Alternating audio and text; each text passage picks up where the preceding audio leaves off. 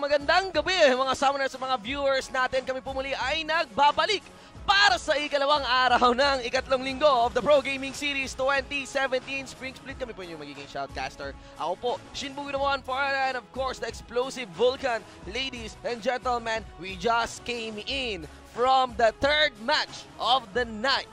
TNC Pro Team versus Acclaim Empire X. And just when I thought na ang weirdo na makakita ng top lane sa Gragas, nakakita tayo Endless Ace with Veigar in the top lane. What was that?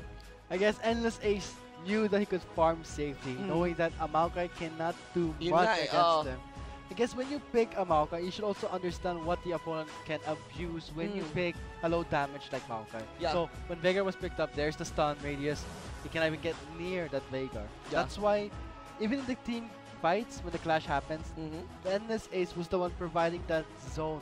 Plus, the Zyra on the other side really was so difficult for them to even engage. Yeah, I could name a few champions that could fare well with Maokai, and most of them has the range mechanic nga and zone control, much like Veigar, to our schedules. Ngayon po, nasa Game 2 na po tayo ng ating second match, and yan makikita po natin, of course, mamaya, match 3 pa! The Bird Gamers Hub versus Team Manila Eagles. Huling teams na maglalaro. The best players in the Philippines, you know, showing up and fighting it off over the Summoner's Rift. Ano kaya ang kakahinatnan ng match 2 na to? Will it be a 2-0? Will it be a 1-1? The same question as always, ladies and gentlemen. Kanina, ang nanalo, Acclaim, if I'm not mistaken, that's Acclaim Empire X. Yes. It was a tug-of-war of game. We thought that TNC had the advantage at first. Then Acclaim Empire X showed that with more aggressive rotations, and they had the Mountain Drake. So that's why they could secure turrets with ease. And the last part, they were split up. When Acclaim were grouped up, TNC was split up. Yes, I mean, you've given a fair share of insights na doon sa larong yun. Actually, ako, bilang player na lang at nag-enjoy nanonood ng laro kanina, nagtataka lang ako, bakit walang Zonya? Yung Katarina, I mean, kailangan niya ng added damage sana doon eh. It's like a given na mamamatay siya kahit anong magic resistance pa yung i-build up niya. And the Katarina pick was really bad. So let's see how TNC will adapt with their picks. Now let's get to the drafting phase. Acclaim Empire X really did a good job shutting down match with this Katarina. And now we see a first ban, Camille. Yeah. Camille is always the champion that at first you think that Camille is going to be weak, not much of a threat, but when the late game happens, wow, just grabe lang yung mga sustain niya. Interestingly, so it's like AEX sticking to their bans pa rin compared to game 1. But look at that, ha? Look at that. Based from their last bans, hindi nila pinanggagan si Kha'Zix. Techniques ha, porque meron kayong first pick advantage ha. Tingnan natin yung third ban dito ng TNC Pro Team. Of course, when you're playing blue side, you get that first pick. Look at that! Oh man, look at that. Okay. Acclaim changed their minds. I don't think they can. They would want to have Shoot a double-edged sword like Kha'Zix, because we've seen how some players played Kha'Zix. High risk, no reward sometimes. Don't get resets, you don't get anything at all. And now TNC finalizing their bans. Lahat 3 bans rin lahat yung Tapsu. All on jungle. All on jungles, ladies and gentlemen. Agad sa mga viewers po natin, I want to send the biggest shoutouts kasi alam natin, defending champions from Iloilo. Gusto ko pong patiin yung mga viewers natin dyan mula sa Iloilo. And of course, on the lower parts ng ating mapa from the Visayas region. Ayan, kita-kita tayo sa mga taga Rojas City. And agad sa mga viewers din natin na nagtataka, yung ating search and win promo, lalabas po yan. Kung ako sa inyo, i-ready nyo na yung tab nyo. I-ready nyo na yung tab nyo para mabilis yung matype yung link. Lalo pat paunahan po yon when it comes to the instructions. Kung sino man ang una makakatapos ng instructions. And now we're seeing again Mazhar for the second game under the hands of Acclaim Empire X and TNC picking again that Maokai. And this time it's a Hecarim jungle. That oh my god. Pero ladies and gentlemen, again, further discussing itong ating sa drafting phase natin. It could be said na, so based from the last pick could be walang Hecarim, no? So it's a new pick, new addition for the lineups here by TNC Pro Team. Big question, Vulcan. What are your thoughts on the vibe sa previous game? Well, in the previous game, we saw how Acclaim Empire X were able to use their strengths in the late game. We clearly saw that with that Veigar, but now using a Gragas, it's a really unorthodox pick. We don't see it a lot, but TNC has that Hecarim, has that Ashe, so you can expect that Ashe with the Enchanted Crystal Arrow there will be that Hecarim to just quickly close the gap and secure a kill. Actually, ang hinahanap ko dito is yung outlier pick na naman na Acclaim Emperor X. We've been taking note kanina bago magsimula itong second match natin that Vanguard, that substitute here for Acclaim Emperor X, played previously as the support, di ba? Played Zyra and Malzahar. I was thinking na he might be a good mid laner because he's leaning more on aggressive supports. Well, yun naman yung meta, yung call for meta, pero mukhang talagang kung ano man yung nilaro niya sa support role, Malzahar still gonna bring it in the mid lane. And right now, that seems to be the case for the running 3 picks here of Acclaim Empire X. On the second banning phase though, we're gonna be seeing a ban on the Corki, and of course, on this Misfortune, this is very likely a ban for the mid laner, potential mid laner for TNC. Karma naman and Rengar para sa TNC Pro Team against AEX. And of course, we're gonna expect that Acclaim will go towards more of a tank approach, really straightforward with the Gragas. Because why did they pick a Gragas there instead of Hecarim? I mean, when a Hecarim is charging at you, Gragas has that explosive cast to really displace their not just the Hecarim, kung sino man yung pa-follow up. Who will follow up? It's that Maokai plus Tahm Kench by Raze. And now we see a finalized pick. That will be interesting to see at top Nautilus against a Maokai. It's gonna be another difficult matchup for Lando in the top lane because of that Nautilus. The story of Cards of the Colossus na naman ito. Yes, it's all about top lane natin. I mean, in my opinion, Nautilus is he has a huge terms of huge gap in sustain and damage, and he's the champion that utilizes the courage of the Colossus more than any other champion. Plus that Titan's Wrath, insane shields. Yes, so it's gonna be Burning. We'll be playing na. For the previous game, was it Arthros? It was Arthros, yes, of course. And so sub here for the support of TNC Pro Team. You could see him there on our lineups. But here we go, ladies and gentlemen. We are here in the Summoner's Rift. Gaming.youtube.com/phgarena/live. Share nyo na yan. Invite nyo na yung mga kaibigan nyo. Oo, para alam mo yon, mas galante sila kung sila man yung manalo ng ating search and win promo. Ang tabayaran nyo po yan, Summoners. Lalabas din po yan. Pero for now, alam niyo, medyo mabababa na ngayon chance nating manalo sa search and win promo. Medyo nakakalungkot na ang fact yan. So, huwag na tayo magpaka-stress. Focus na tayo dito sa game natin. Panoorin natin ng mabuti itong hayaan at matuwa. You know, and enjoy ourselves. Treat ourselves with amazing League of Legends. Okay, with that said, Shibu, let's get straight to the game with Acclaim this time playing on the blue side and TNC on the red side. Interestingly, there's that statistics that if you play on the blue side, there's that more weight compared to the red side. But let's see if that's true now. Running Keystones. Oh, wow, look at that. Nautilus and Gragas. Both running Courage is closest. Same with Maokai and a Hecarim. You can expect that these two champions would be the beefiest tanks in the front line. At least we've seen a reinstatement ng isang tanky support here in the form of the Tahm Kench. Maybe although sa pick-up sa competitive scene, there's a good pick-up of Tahm Kench right now. Have you seen that highlight of the quick rush ng Tahm Kench? Kasama, if I'm not mistaken, it's Ziggs or the Varus. Okay, pero ayan, of course. I mean, they have the Tahm Kench, Hecarim, Maokai. Those are huge tanks, but who are the real damage here? It's going to be on Match and Raze. So in terms of damage output, they're gonna really stutter. I mean, they're gonna really have a hard time really dealing damage towards Acclaim Empire X. They have the Nautilus. Nautilus, even if it's his tanky, deals a lot of damage. AoE with the Titan's Wrath. Plus, if you get a Sunfire, it will be more than enough for him to deal damage. Plus, a Malzahar, Twitch, and Zyra.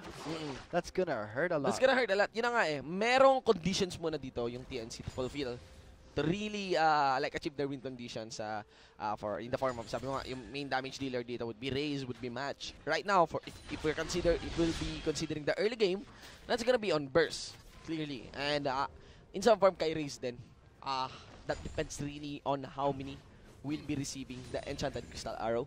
But if it comes on the raw kits lang, not considering the conditional ones, it falls more on AEX. They have more firepower on the early parts of the game.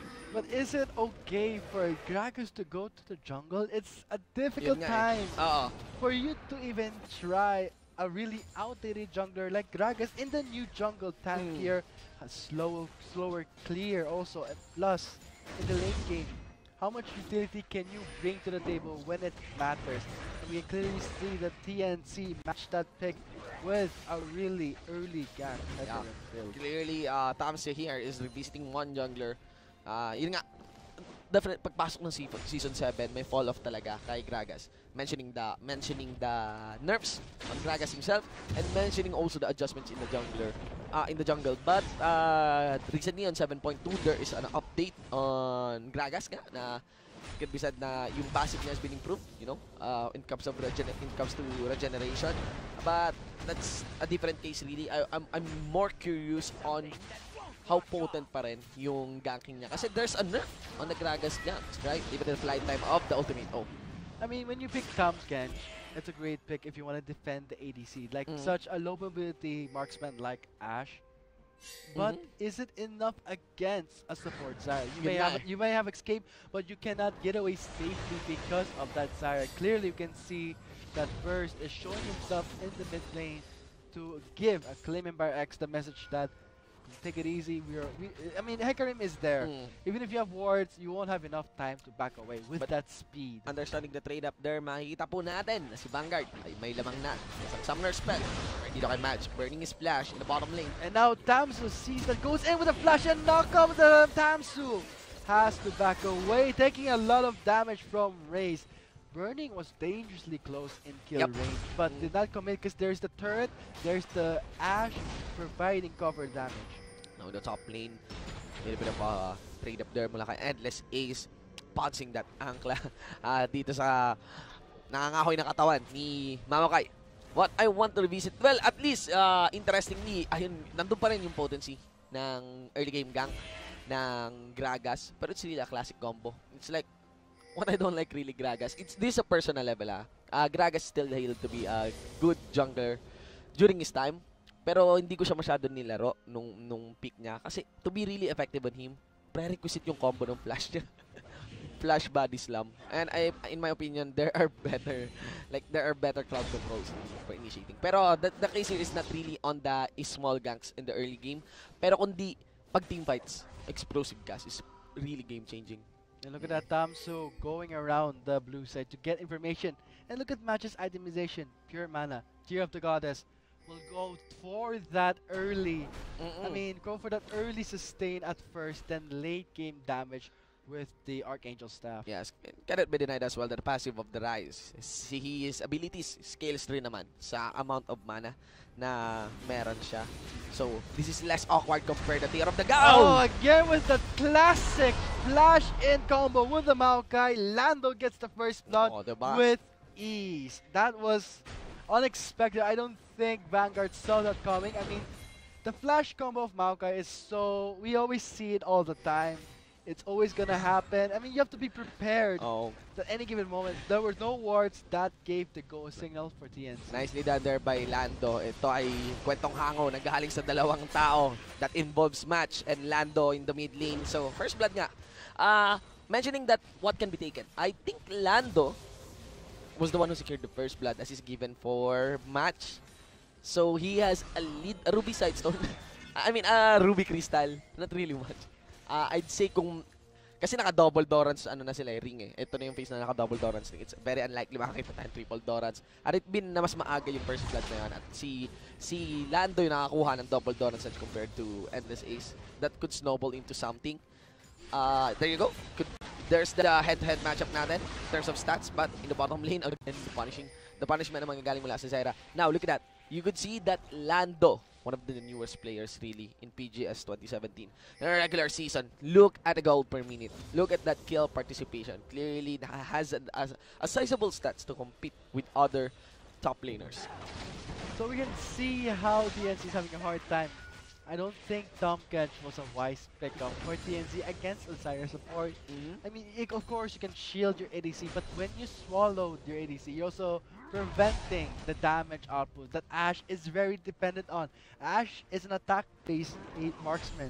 And if Tom Kench is actually going to protect it, it also denies the damage output of the whole team of TNC. They have 3 tanks, and if ever Raze gets swallowed up by burning, it's only Match bringing damage to the table. That is the inherent weakness nga. Kaya nga nag-fall off sa popularity ng mga tank supports natin.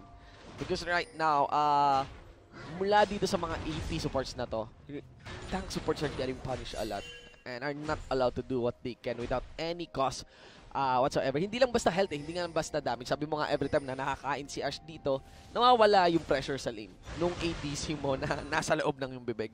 Ayan.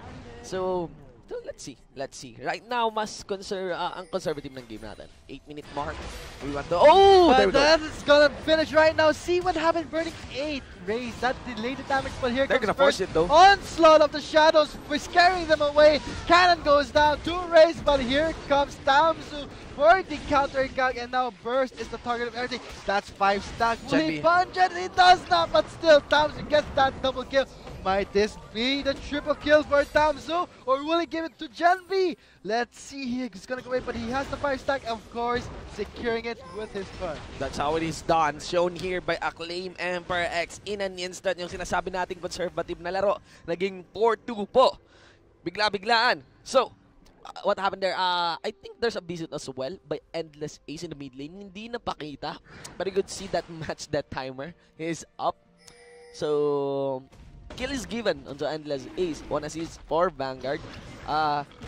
Cannot be denied. The power spike is really here. Manifesting itself. Pagpasok ng level 6, ginamit ka agad yung mga ultimates natin. Ayan. So, and look at that. TNC has the shrine, but Acclaim Empire X still has that advantage in terms of location. First is in the other side of the map, and now giving Acclaim Empire X that room, that opportunity to get the first Drake of the game. Harit B na mas maaga sana din si Tamsu dun sa bottom lane. Siguro nga hindi pa napatay si Cannon dun. Ayan, and another ideal scenario would be Cannon sitting at level 6. Nice touch there by the bottom duo of TNC, accounting that by level 2, they're gonna go all in on the Cannon. And look at that, Tamsu trying to invade but fails. Burst, first item, securing that Sheen.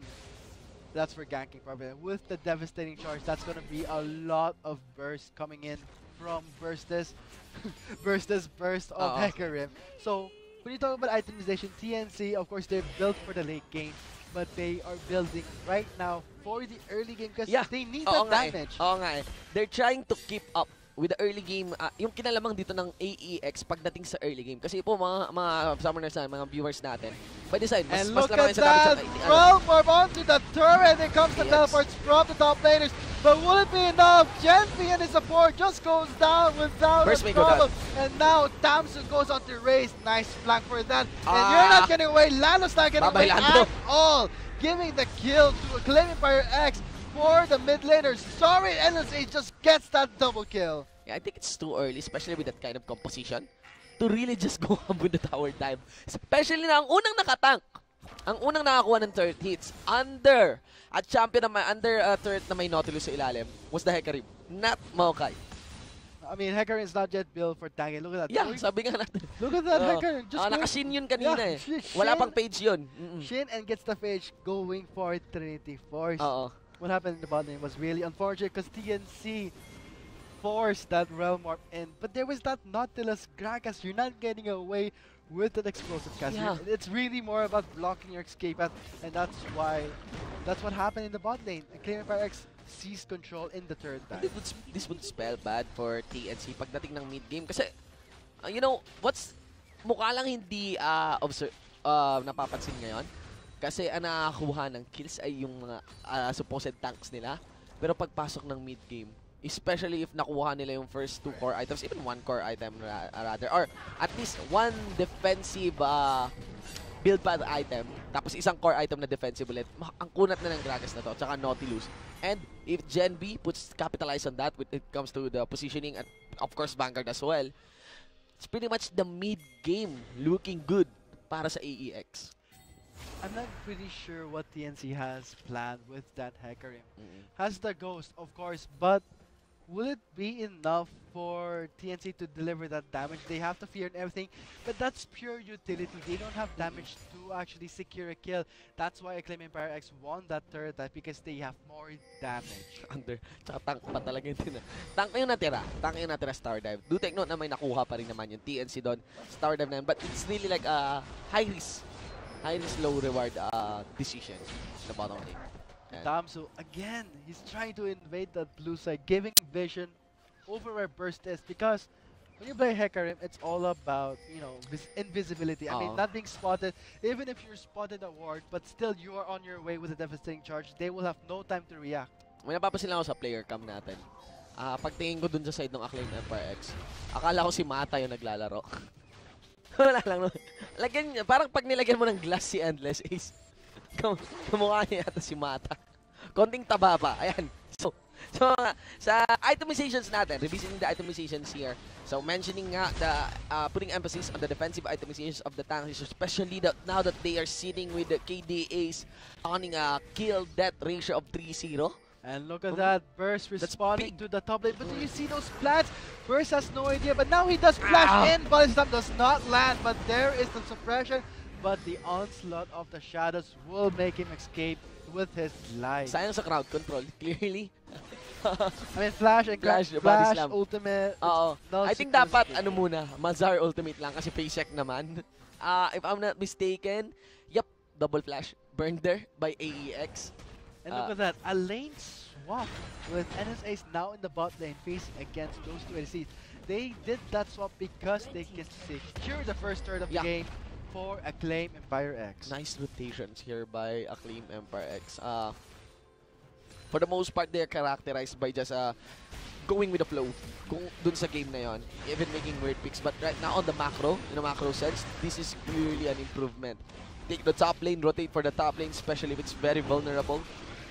And lalo pa mag-buy tanks ka. And you also take the Rift Herald as a bonus. Of course, that Rift Herald will benefit greatly for pushing power. And of course, Damso, it will be even more tanky with the damage reduction if he chooses to solo any type of, you know, champion in this game right now, because he has the tankiness, he has the damage reduction, will really help him duel out champions such as, you know, there's Raze, there's Match. And Damso, I think he's very capable, even with the Gragas, even with, I mean, relatively mas konti yung kit ni Gragas para makalapit compared to the Zac. Pero I think knowing Damso is very capable of really getting in touch of the backline here ng TNC. So ngayon, usapang tangkit po tayo ngayon, mga kaibigan. Most of the kills from AEX napunta po sa tanks nila. It's working well naman. Gen B bags in 2 kills, 1-4 to complete his KDA.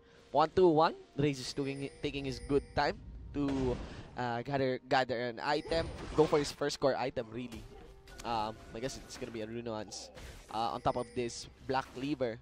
But again, Jet is supposed to be having a better time with Black Cleaver, BF Sword, and Gen B is supposed to have a better time. BF Sword na nga siya, Runeons completed, and of course the spike that can come in from the call. Of course, when Gen V picked up the Runeons, that will give him a lot of damage. When he has the ultimate, it will proc. That's going to be a nightmare for TNC, but look at Raze being a bit of a slow itemization. Got the BF Sword, but will not continue building towards maybe an Infinity Age on Ashe. Will offer to go for maybe a Static Shift or a Phantom Dancer. And now in the Dragon Pit, burning his Call of Guard. He should not have stayed too long for Vanguard to secure that kill. And now that's what happens when you have a tank like Nautilus. That is zoning. And now what happened there is Lando to cancel the teleport, knowing that nothing's gonna happen in the Dragon Pit. They secured their second Mountain Drake. That is huge for pushing. That is the biggest props as well for Canon. Hindi man masyado nakita sa camera natin, pero ladies and gents, that's a 2-man grasping root, and that prompted him on putting Stranglethorn ultimate as well on the members ng TNC. Di lang yung Drake yung nakuha dito. Again, hindi ko pa rin talaga alam kung anong Tagalog ng Drake. Hindi lang yung Drake yung nakuha dito, pati rin yung outer mid lane turret. Right now, Acclaim Empire X has all the objectives they have, like 2 turrets, 2 dragons, while TNC has nothing right now. 2 Mountain Drakes, man. That's gonna be huge, especially with Gen V playing Twitch. The turrets will go down really quickly. Let's see. Look at that. Just what I just said. Now 3 turrets are down. TNC is having a hard time rotating. Their map presence is getting lower and lower. And now Acclaim is seizing more control around the map. And it seems na parang masasabi na parang nangihina yung TNC. But the thing here is that it's really hard to engage AEX right now because of their front line. Again, as we mentioned earlier, this front line will best manifest itself pagdating nung mid-game. And by design, AEX is poised to take turrets, especially with Gen B as well. He has a lot of damage. Pag natapos yung call, malaking bagay pa yan. I want to mention here also that the big problem as well for TNC is they have a hard time stacking minions as well. I mean, if they want to at least shove the lane or clear the lanes quick, mahirap. Right now, if you observe the wave clears here by TNC, nothing is better compared to the Malzahar or even the Twitch really. Ayan. And look at that, Acclaim and AEX around the red side of the jungle of TNC because they can. They have control, and now Burning is the target of that suppression. But it's not wise. He has such a tanky shield, but won't be enough. He gets taken down by Cannon, and now Match is on the target of Acclaim, but he has to back away. There is Lando, a bit too late to the fight, still goes in. That burst onto Vanguard secures the kill for him, and now Lando dueling it out with two members of Acclaim. Won't be doing much because Match is blinking red, has to go back to the fountain. That was a messy fight, but TNC lost the trade in terms of members lost. It's 3-2.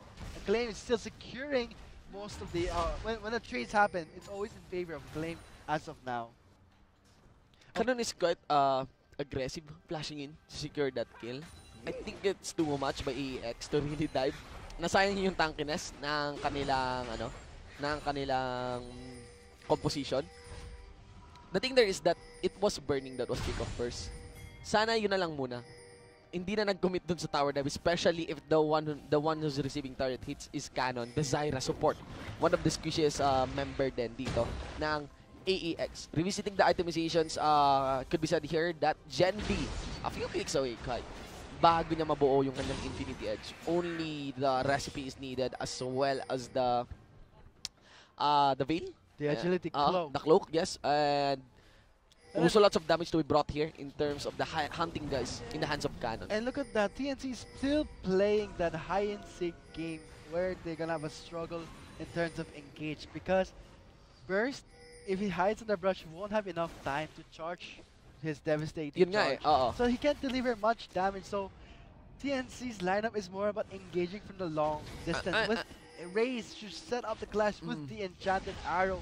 But that's not happening. It's all about close range combat where TNC is having a trouble. Where in Ashe and Hecarim, they're all about long range engage. Actually, may sinasabi na ang 7.2 patch. It's not favorable to Hecarim. He's still strong. Pero I think bumaba nga yung tier niya pagdating sa jungle. But look at that. Oh, look at that. Call of guard, but still, Damsel flashes for the body slam, securing the kill on Raze. With Raze gone, that gives Acclaim and AEX a lot of pushing power because look at that. One member is down, but what that means for them is their damage option is also gone. There's three tanks and a Rise. Okay, I don't think Match can deliver a lot of damage and can survive long enough because there is Vanguard with the suppression. There's Genry with the Ratatat. He'll just go straight through the tanks. That's why TNC is having a hard time in terms of trading because of their low damage. Body slam, flash, combo. Kasama pa yung barrel roll. It's the default one really. Checking this composition. Yun nga we revisit Burst Hecarim. I mean, there could be better junglers, in my opinion. Even an Lee Sin would play out. My take here is that when you pick up Hecarim, ang uso na kasi talaga ngayon kay Hecarim is at least have one enchanter to improve his movement speed. Not seeing any karma. Actually, if I'm not mistaken, that match, yung nakalaban ng Jengski, TNC Pro Team. Yeah, I think that is Lando with the charge. TNC Pro Team has ruled the movement speed the Hecarim combo na yung composition revolves around the Hecarim. Merong karma, merong Oriana if I'm not mistaken. Pero I'm sure ako merong karma, meron charge. And grabe yung burst mula doon sa devastating charge ng Hecarim. And do take note that when Burst built this Hecarim, it's synonymous to his build last time na damage nga, di ba? But right now, it's not working really well. And now, Hecarim finishing off that Trinity Force will deliver more to the table. But now, I don't think this is got Drake that TNC wants to lose. It's Cloud Drake. Oh. Movement speed, that's for Hecarim and Hecarim, Maokai. Plus, I mean, they're totally losing the contest for Drakes right now. 3 Drakes for Acclaim Empire X, where TNC has nothing. No turrets, no Drakes, no objectives. That's why Acclaim Empire X can rotate aggressively. They have control of the map because they're taking down the mid lane inner turret plus the bot lane's inner turret. Well, TNC may want to take a more active role in this game. 23 minutes into the game. Oh, the enchanted arrow misses. Here comes the realm orb straight to the Stranglethorns. 3-man knockup. Great job by Canna, but here's the escape on Damsel. Here comes Bagger from the right line, but misses to land the gaze onto Raze. Raze is dangerously low, but here comes Gempi onto Burning, securing the kill. And now on the blue side jungle, it's going to be a cleanup for Lando and Burst. They give up their chase for Tamsu. Clearly a mistake for TNC for chasing out their tank, which is Tamsu, and now Genvi, very healthy. Same with Vanguard, just finishing off the fight with Lando. Tamsu is live. I'm using the 3 engage by Tamsu. Mga kaibigan, ganda. Using the blasting cone to just get back into the fight, then Body Slam. He knows that he has enough tankiness. He's even willing to really ward up the members here of TNC Pro Team.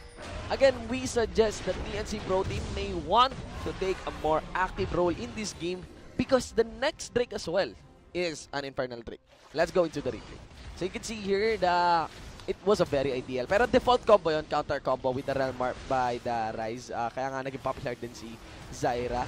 But here, continuing, this is where the fight gets messy. You can see that members here of TNC has been separated. Pumayag sila when they're supposed to be focusing on one chase lamang. Pumayag sila na humanap ng multiple targets.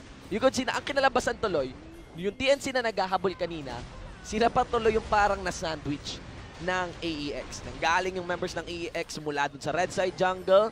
Some members of AEX kept members of TNC PC and the blue side jungle. There's also even one in the Baron Pit, in front of the Baron Pit, which is Endless Ace with his teleport. Commendable teleport to Endless Ace.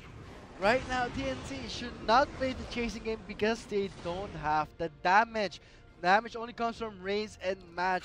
Burst offering just a bit of a burst, but not a sustained damage compared to Genvi. Playing Twitch is going to be a tank shredder. No matter how grouped you are, he can still penetrate your lines, giving a lot of damage towards the high priority targets, which is first Raze and then onto Match. TNC just dropping the turrets. They're just letting Acclaim Empire X drop their turrets one by one with 6 turrets in the hands compared to 0. And Janet Crystal Arrow lands. Here comes the Onslaught of the Shadows. Genevieve flashes away, but still not enough. Berserker skill on that, and look at that. They are now focusing on the Raze. Endless Ace tanking that turret with ease. They just stole that without a problem, and now Burst is in kill range. Look at Endless Ace just soaking up that turret damage. It lands! The Dredge Line lands and secures the kill! It's going to be a 2 versus 1 duel against Lando! And now they're just playing it around. Twisted advance on the minion! Twisted advance on the minion. They are just playing with their food right now. Look at the Titan's Wrath. Just insane. Sustain. Tatagal nito. May regeneration passive pa si Lando, mga kaibigan. But of course, you know, one of the most ridiculous duel to be witnessed really are the duels between tanks. Pero what I want to emphasize there is how Endless Ace just entered into the base like a boss, diba? By design, yes. Plan ng TNC, protect Raze with the Tam Kench Bind, you could see here. And again, I want to mention, it's very hard really to stop AEX right now. Lalo pat naka-QSS na siya. Ang mali lang dito si Genvi. Ang mali lang dito ni Genvi, pero, you know, still, yun naman talaga yung first rule of using the QSS. Whenever you receive the arrow, press QSS. Pero, ang linis kasi ng follow-up, Hecarim, Maokai, all in onto Genvi. And Genvi died during that time. And look at this. Of course, the plan of burning. By default, protect the Ashe. But look at how Endless Ace walk past burning and predicted saan iluluwa si Raze dito. It's a matter of just locking down Endless Ace. But he's just very, very tanky. And, you know, we had this little sarsuela between the tanks here of these two teams, TNC and AEX. What happened there is that Burning, supposedly being the shield, the guardian of Raze, just gave him his death. That was a trap for himself. Because Wala ring choice eh. no choice, but at least deny the damage. Walang no choice yan. I mean, if he drop raise palabas ng base, andali siya matatarget ng mga main damage dealer. Clearly, Endless Ace is one of the commendable players here along with Tamsu right now. 607, 706. Para kay Tamsu naman. Yan. And with now 28 minutes of the game, you can see how Gen V itemized. Like you said, there is the QSS. Finally, that Infinity Edge will help deal damage. And Raze is really having a hard time with the free hit on the positioning because there's that Nautilus. Will just disrupt the positioning, and TNC not enough damage to go around for a claim in Fire X. Raze is behind here. He's intuitive enough with the itemizations. It's actually not Raze's fault. It's actually just on the composition talaga and how the mid game played out. And how the early game translated nga to the mid game with the tanks getting fed. And right now wala naman choice. Walang no choice si Raze kundi i-target lamang yung mga attacks. Right now, he's getting armor penetration. Really good over the top. Endless Ace, 607, no death, just goes to show how superior Nautilus is as a tank compared to a Maokai.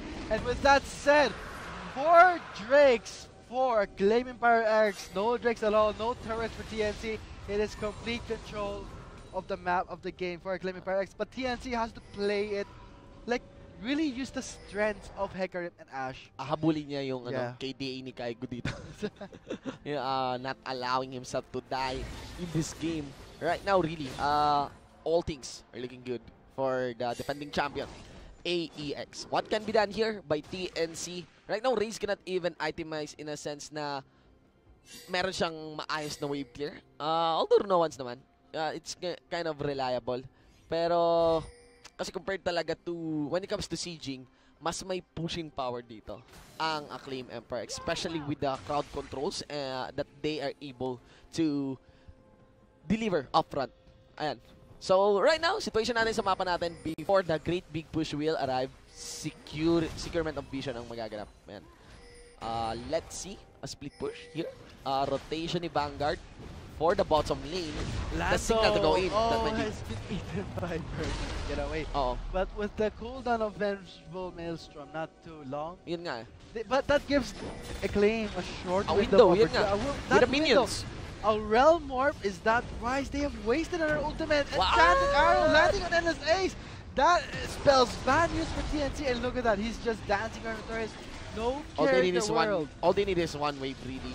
Vengeful Maelstrom is halfway to its cooldown, but do take note, Enchanted Crystal Arrow, your fighting chance to really catch this rat in the back of AEX. Gen V activated his stealth.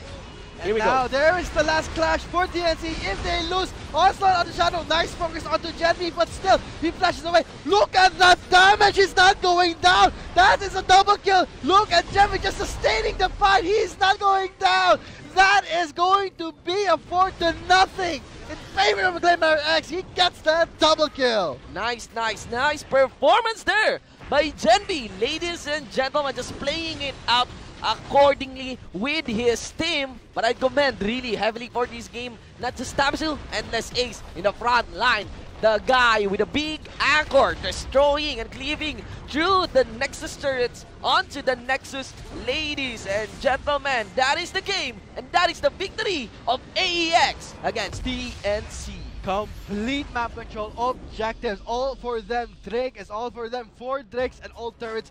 They have not lost a single turret in that game. With that said, they have total control of the map. Yeah, totally, man. I mean, mula pa lang later part, nung patapos pa lang nung early game, tas nung mid game. When I saw this one, this smells really bad. Because what will be aimed here, really by Hecarim, is to catch Gen V in the backline. Ang problema dito, hindi nakaka-scale ng maayos. Hindi pa nakaka-scale ng maayos si Raze dito. The coordination in terms of itemizations, yung naging off yung TNC dito. What I want to say is that by the time na iniisip ni Burst na pwede siyang pumunta sa backline kasi alam naman niya na kaya nang merong magpipil sa kanya, get the attention, kaya naman ni Raze na mag-shred siguro kung sino man yung nasa frontline or deal with Endless Ace and Tamsu. No, he can't. Right now. BI, the itemizations doesn't call for it, really. And now with that said, let's see the end stats. Immortal Endless Ace. No deaths at all. Same with Tamsu. That is just pure tank. That's the rotation. That's the dancing on the turret paid off, giving TNC nothing. Both as the same KDA really. It's infinity. Pero if you don't account for the divide by 0, baka masira yung stream natin. They're sitting on 17 if you combine the kill and the assist and 8-9. So 17, ladies and gentlemen. But I really like this week in a sense that pati AEX, there's an improvement really from them. Look at that, the distribution of damage, very, very balanced. And look how the damage of TNC lacked so much. The main damage dealers, which is supposed to be Raze and Match, they didn't even compete against Hecarim and Maokai, giving more damage for their team. I think it's on the composition really. That did not, composition is good, but it could be better, especially if you're running a Hecarim. Like if you are really emphasizing on utilizing Hecarim in the early parts of the game, ayan, I'd say maybe for the mid game like Pika and Oriana set up really for the backline, diba? That's one. But yep, there you have it. There you guys have it. That is match 2. That concludes match 2 of the day 3. It's third week of the Pro Gaming Series. 2-0 man. 2-0 sweep for Acclaiming Car. Malaking panalo para sa mga taga Iloilo, sa mga viewers natin dyan. So with that said, we'll be taking a short break. Once again, I'm Vulcan, and joining me is Shimbro149. We'll see you with match 3 after this short break. Oh, there we go. That's gonna finish right now. See what happened, burning 8 Raze. That delayed the damage, but here comes force it though. Onslaught of the shadows. We're scaring them away. Cannon goes down to Raze, but here comes Tamsu for the counter attack, and now Burst is the target of everything. That's 5 stack. Fully pungent, he does not, but still Tamsu gets that double kill. Might this be the triple kill for Tamsu, or will he give it to Genvi? Let's see here. He's gonna go away, but he has the 5 stack, of course, securing it with his burst. Here comes the teleports from the top laners, but will it be enough? Genvi and his support just goes down without a problem. And now Tamsu goes on to Raze. Nice flank for that. And you're not getting away. Lando's not getting away at all. Giving the kill to Acclaiming Fire X for the mid laner. Sorry, Endless Ace just gets that double kill. It goes in.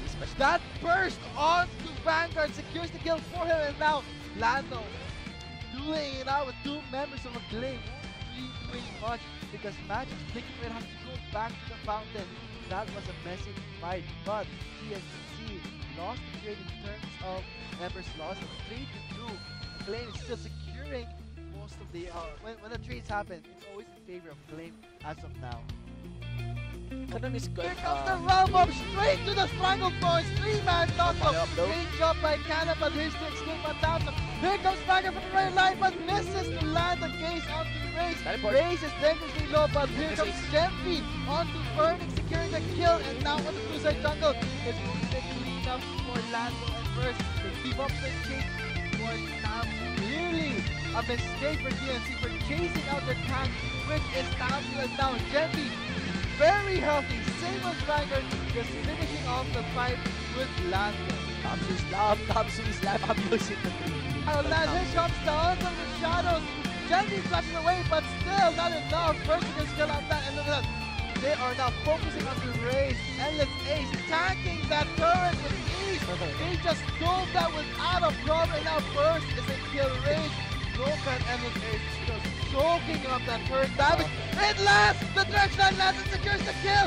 It's going to be a 2 versus 1 duel against Lando! And now they're just playing it around. Twisted advance on the minion! Twisted advance on the minion. They're just playing with their food right now. Look at the Titan's grab. Just insane. Sustain.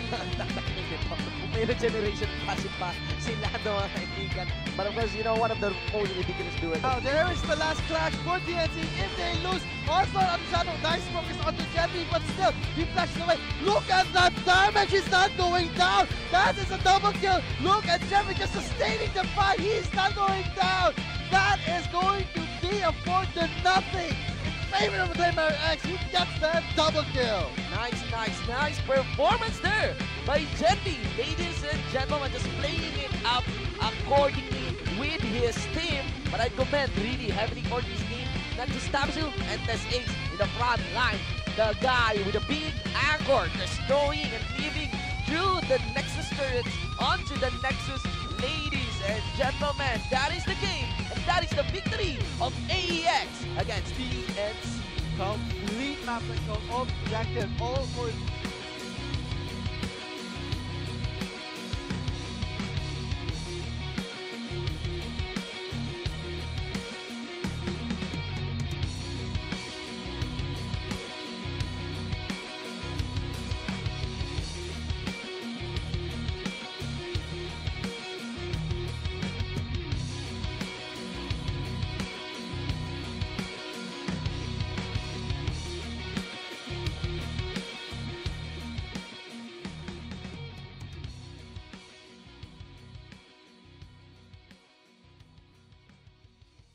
Set phasers to Prague.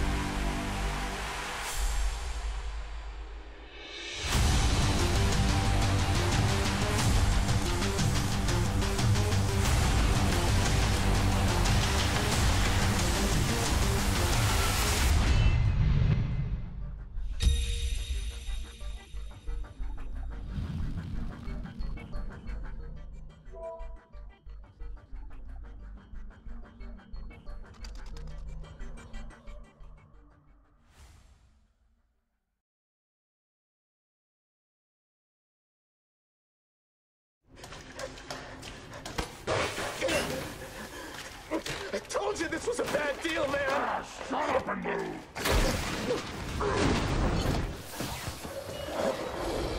Which way? Over here!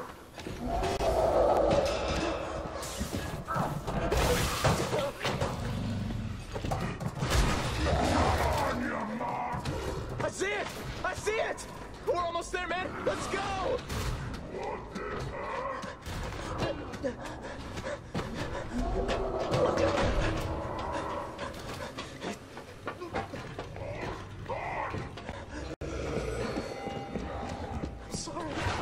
I'm sorry!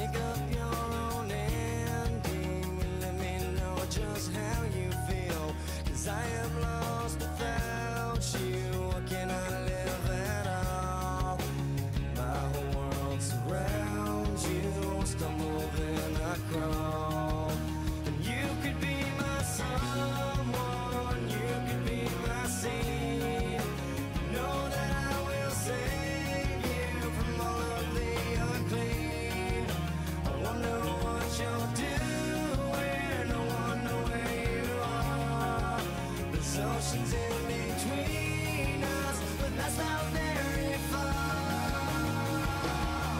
Can you take it all away? Can you take it all away? When you shoved it in my face, this pain you gave to me. Can you take it all away?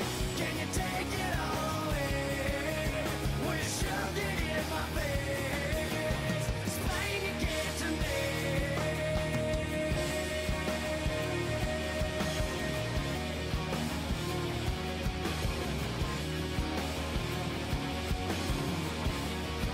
Oh, nobody told me what you thought. Nobody told me what to say. Everyone showed you where to turn, showed you where to run away. Nobody told you where to hide. Nobody told you what to say. Everyone showed you where to turn, showed you where to run away. Can you take it all away? Can you take it all away? When you shoved it in my face, this pain you get to me. Can you take it all away? Can you take it all away? When you shoved it in my face, this pain you get to me.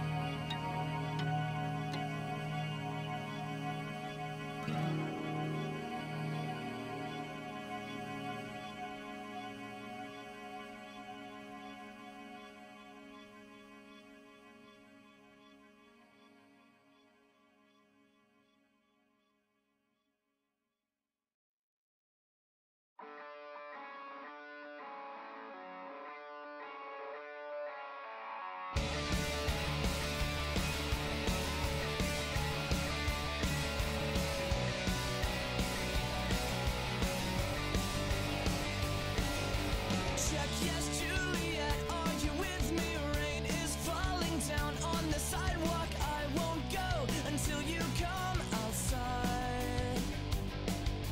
Check, yes, Juliet, kill the limbo.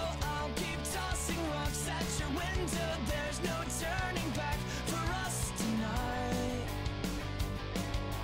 Lace up your shoes. Here's how we do. Run, baby, run. Don't ever look back.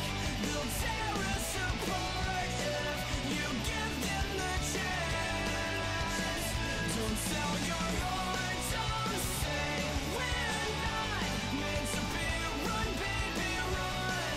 Forever we'll be you and me.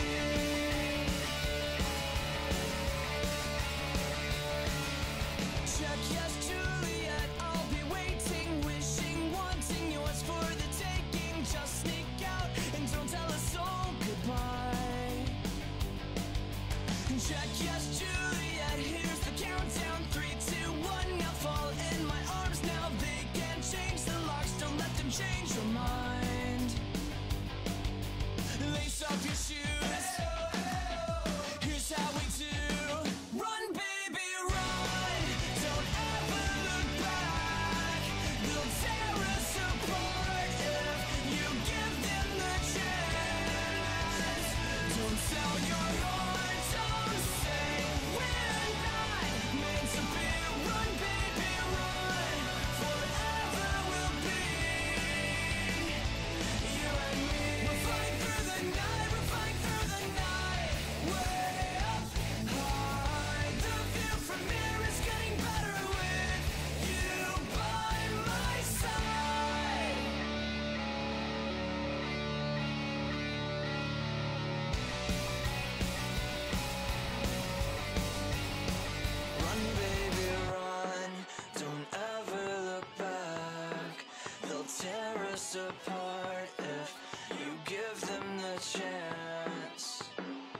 Don't sell your heart, don't sing. We're not meant to be. Run, baby, run. Forever will be. Run, baby, run. Don't ever look back. They'll tear us apart if you give them the chance. Don't sell your heart, don't sing. We're not meant to be. Run, baby, run. Forever will be you and me.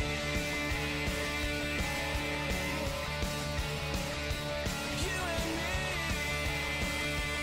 You and me.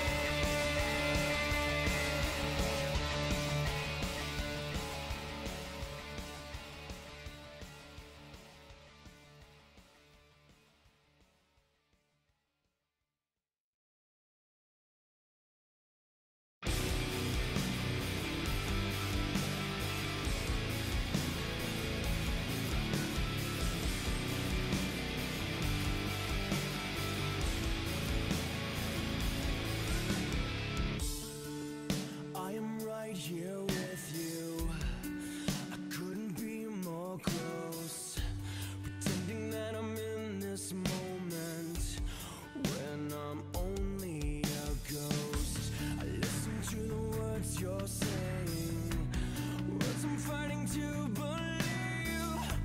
It's like I'm living from a distance where you're out of reach. I wanna feel it when I mean it, when I say it. Can you hear me at all? And I feel so far away from everything outside. Wondering when I got lost. I threw my arms up in the air. Why do I disappear? How can your love be so close when I'm so far away? Remember when you found me drowning? You pulled me from the deepest end. I promised I will never leave you, but now I'm drowning.